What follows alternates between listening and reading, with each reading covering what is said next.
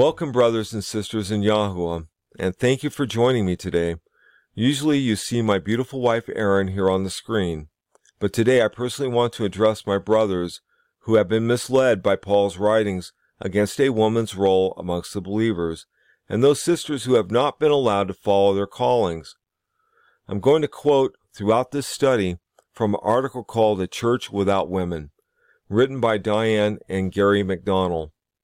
It was well written, and I would only like to expound on the truths they presented.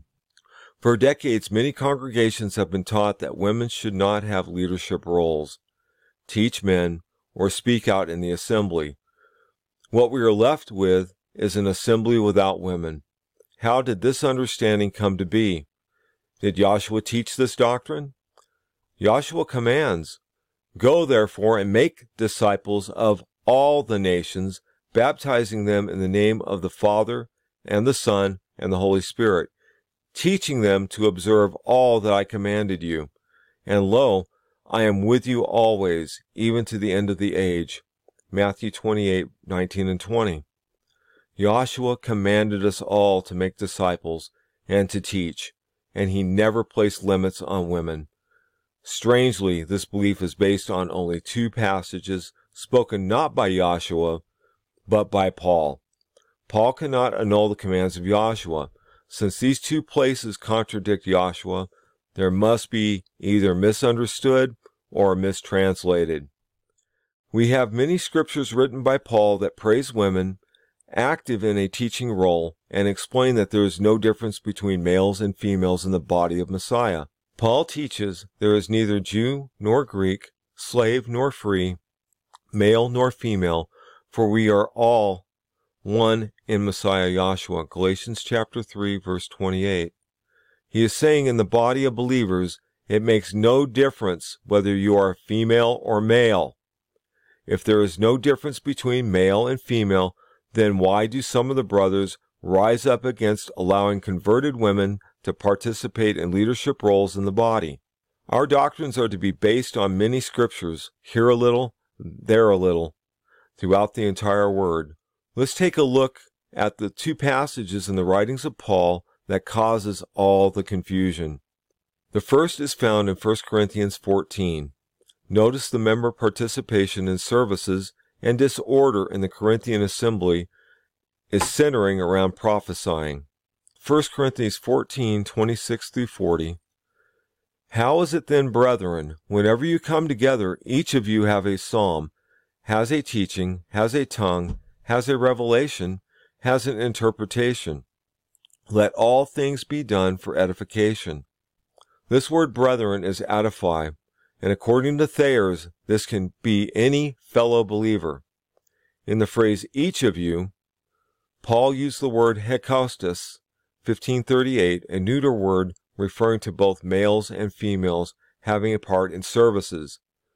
Continuing in verse 27, if anyone, again a neuter, speaks in a tongue, let there be two, or at the most 3, each in turn, and let one interpret. But if there is no interpreter, let him keep silent in assembly. Paul tells men to keep silent under certain conditions, using the same verb, sigatu, that he uses in verse 34, addressing wives.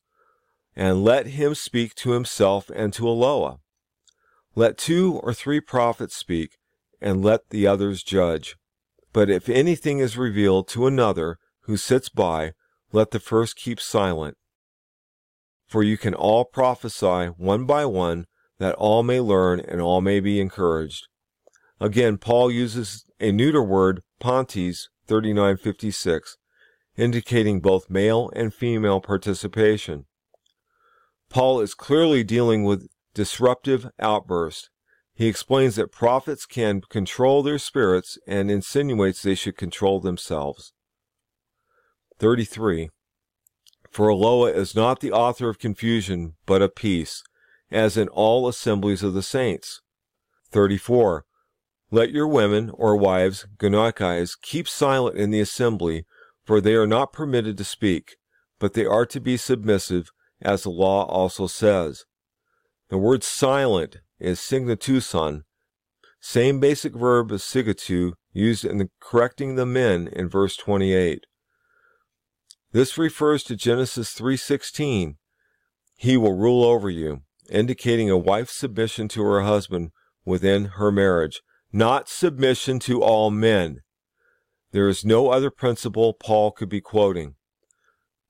Verse 35, but if they desire to learn anything, let them question their husbands at home, for it is a shame for a woman to speak in an assembly. These were unconverted wives, and were not allowed to participate in services as the converted women members were doing. These disruptive women were probably prophesying as pagan prophetesses did, because Paul asked sarcastically if Eloah's original words came from them. Or did the word of Eloah come originally from you? Or was it you only that it reached? Verse 37 reveals, if anyone, Edis 1536, a neuter word, thinks himself to be a prophet, indicating all, or spiritual, these wives believe themselves to be spiritual. Let them, neuter, acknowledge that the things that I write unto you are the commandments of Jahshua.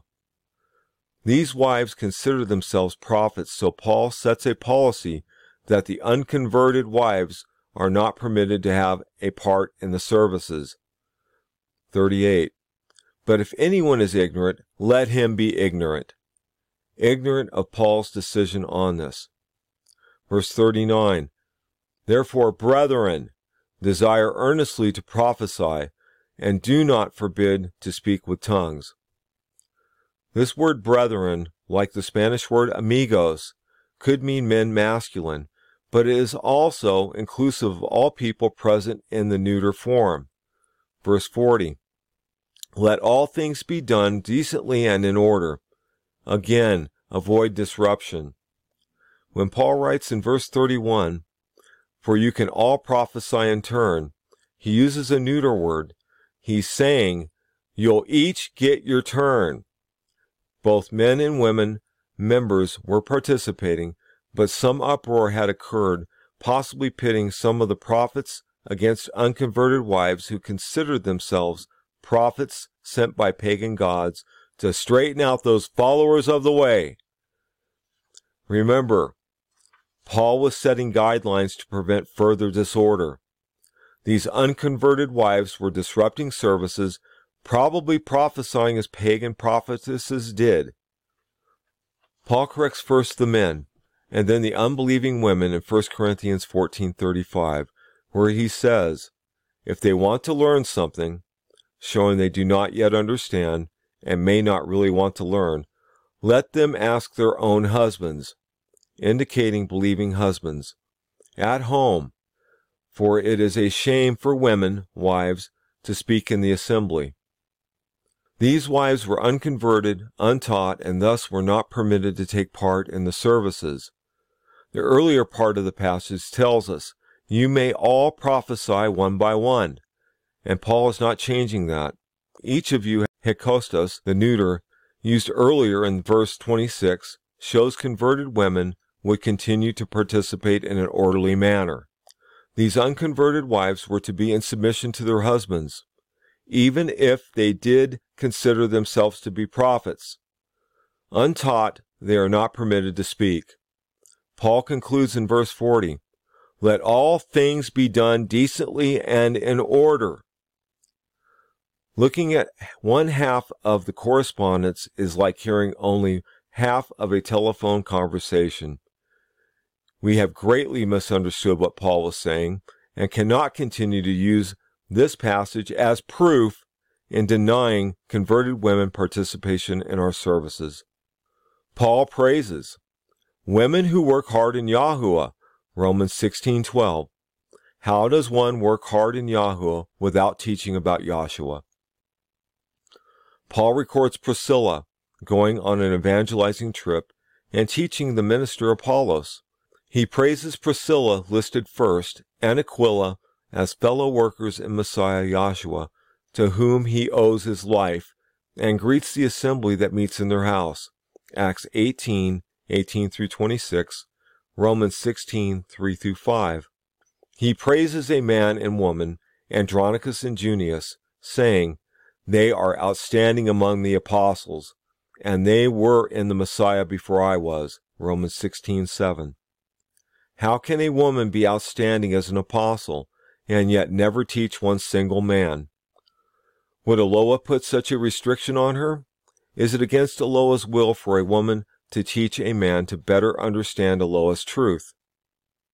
If so, why did Paul praise both Junius and Priscilla? Paul lists spiritual gifts including the message of wisdom, and clearly explains these gifts are for all believers of the way. Now, to each one, Hekostos 15:38, the manifestation of the Spirit is given for the common good. 1 Corinthians 12:7. Also, it was he, the Messiah, who gave some to be apostles, some to be prophets, some to be evangelists, and some to be pastors and teachers, to prepare all those people for works of service, so that the body of Messiah may be built up. Ephesians chapter 4:11 and 12.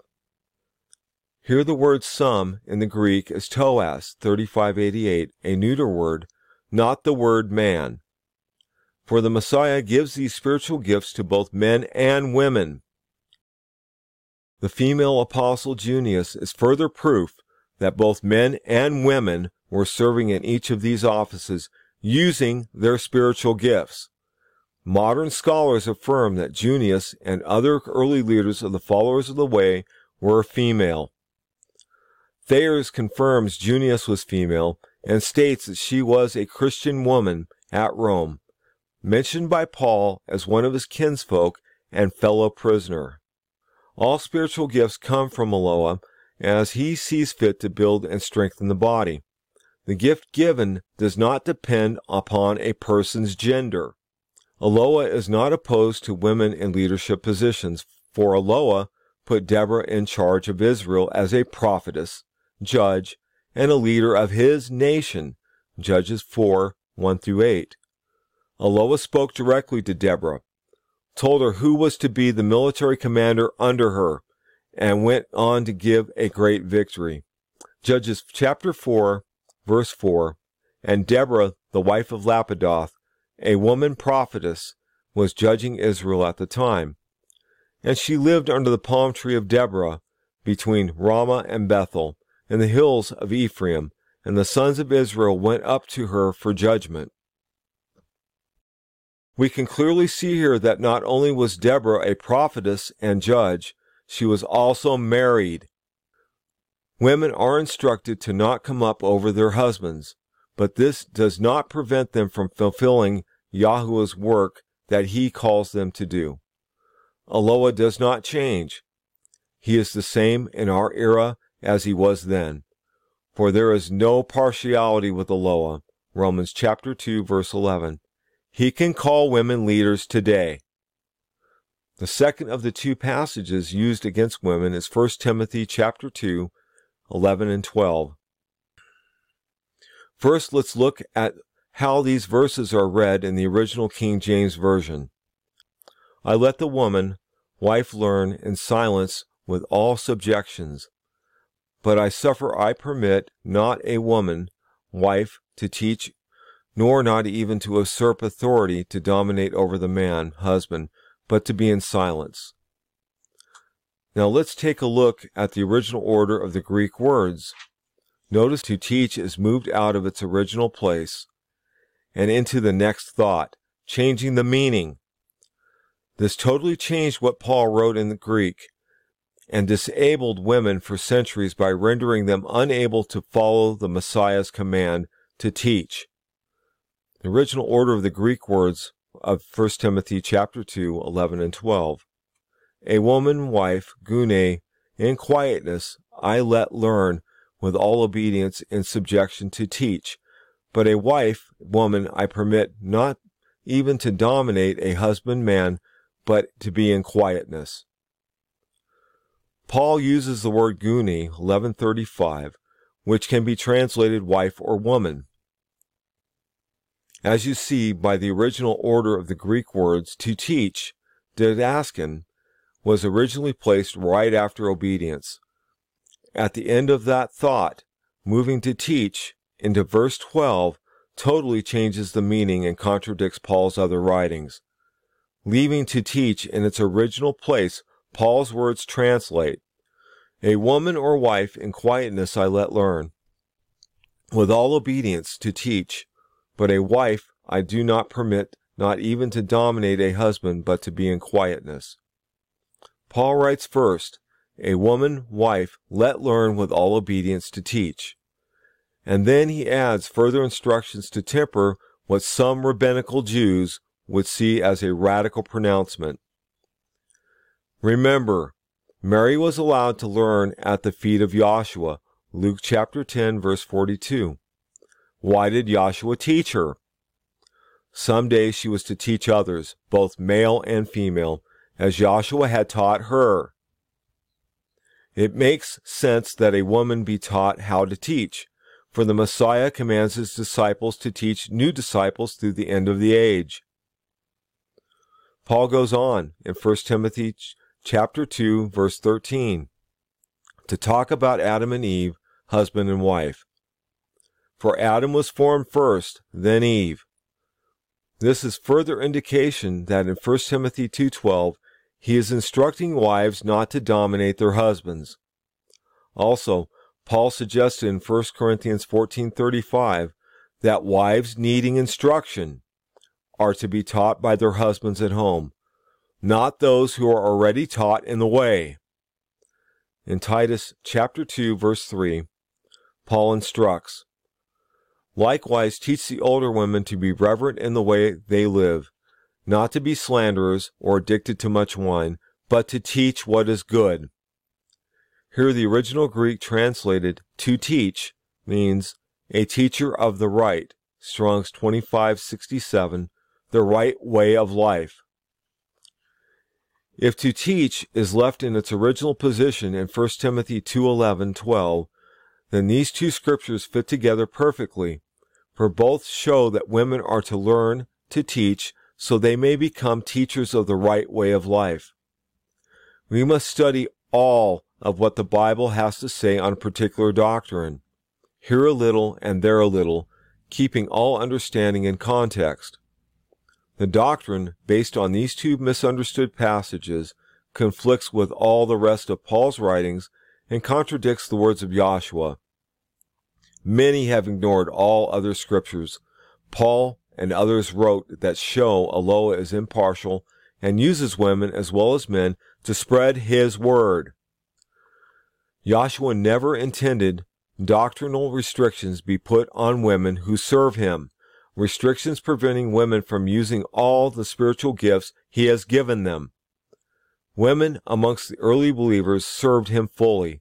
It didn't matter whether you were male or female. Paul wrote about two women who fought at my side in the cause of the gospel, as we read in Philippians 4:2-4 from the Apostolic Bible Polyglot.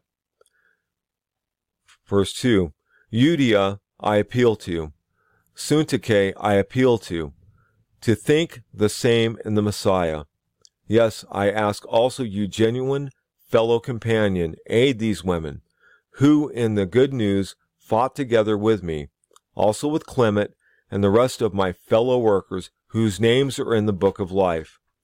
Rejoice in the Messiah at all times. Again I say rejoice. These women were teaching both men and women, contending for the true gospel at Paul's side. Women hosted assembly meetings in their homes. Nympha is mentioned in Colossians 4:15. Also Lydia's story in Acts 16:14-40. The book of 2 John was written to the chosen lady, chosen by Allah, and loved by all who know the truth. Obviously a very well-known female leader. John sends a warning about many deceivers who are coming to her area. Due to dangerous times, there is not a single name in the entire letter. Her name is not mentioned, nor is the exact location of her assembly. She is one chosen or elect, written as the Greek eklekti, picked out or chosen by Yahweh, Strong's 1588.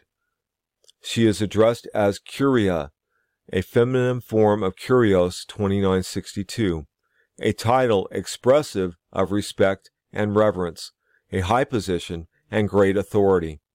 To translate Curia as lady is about like referring to an ambassador as woman. It doesn't convey her real standing. She is a female known and loved by all who know the truth, and her fame had made her a target just as Paul was, someone the authorities would like to arrest and kill. John writes an urgent warning for her to beware of deceivers coming and urges her not to allow these into her house assembly. John talks about her spiritual converts as children in verse 4, just as he refers to his own converts as children throughout 1 John and in 3 John verse 4. I have no greater joy than this, to hear of my children walking in the truth. As Thayers confirms in the New Testament, pupils of disciples are called children of their teachers. They are her children in the same way her converts. They would understand this reference where outsiders wouldn't. John looks forward to seeing her face to face. During the winter of 55-56 AD, Paul dictated the book of Romans to Tertius, Romans 16, verse 22, in Corinth, and sent the epistle by Phoebe, who traveled to Rome. Paul begins chapter 16 with the introduction of Phoebe. I commend to you, I introduce favorably our sister Phoebe, who is a deaconon of the assembly which is at Centuria. This is technically a deacon or deaconess, translated as minister, and is the same word Paul uses when he writes, Who then is Paul, and who is Apollos? But ministers, G 1249, diakonos, through whom you believed, as the Messiah gave to each one, 1 Corinthians 3:5. The clear meaning here referring to Phoebe is deaconess, but because she is a woman, the translators could not accept her position and hid her true place in the assembly as centuria. They translated servant, but all ministers and deacons are servants in the base word. Centuria is the port city near Corinth. Look at a Bible map and you will see it is a great distance from Corinth to Rome, especially in New Testament times. For a woman to be traveling by ship alone this great distance carrying this letter from Paul proves that she was a woman of considerable faith, responsibility, and spiritual gifts. Paul continues, that you should receive her in the Messiah in a manner worthy of the saints, and that you help her in whatever matter she may have need of you. This tells us that she would need help from the local assembly in accomplishing the matter that has caused her trip to Rome. She is apparently on assembly business and carries the letter from Paul as her introduction to the assembly there. They are to treat her well and help her with the matter that brings her to Rome. If she is not a deaconess or minister of the assembly of Centuria, then why did she, a woman, come on such an important mission? Why didn't the real minister of the assembly come? Because Phoebe was a minister. The rest of the passage reveals even more in the original Greek. For she herself has also been a prostatus of many, and of myself as well. Thayers defines prostatus as a woman set over others, a protectress, a patroness. Many women leaders served the New Testament ecclesia. Did Jahshua intend for today's ecclesia to be operating at only half capacity as we face the end times? Did he plan for half of his body to work only in the background? Is he pleased that over half of his body is unable to fully use all their spiritual gifts? Did Jahshua intend for his body to become a body without women? Notice also that Philip had 4 daughters that were prophetesses, Acts chapter 21, 8 and 9. And the next day, the ones around Paul, having gone forth, they came unto Caesarea, and having entered into the house of Philip the evangelist, being one of the 7, we stayed with him. And to this man there were 4 virgin daughters who prophesied. Remember, a prophet and or prophetess is second only to apostle as a spiritual gift, and outranks minister or pastor. Jahshua tells us in Acts 2 verse 18 that women are given this gift along with men. Verse 18, and indeed, upon my manservants and upon my maidservants in those days I will pour out my Spirit, and they shall prophesy. Prophesy is a direct message from Jahshua to be given to a certain person or to an entire group.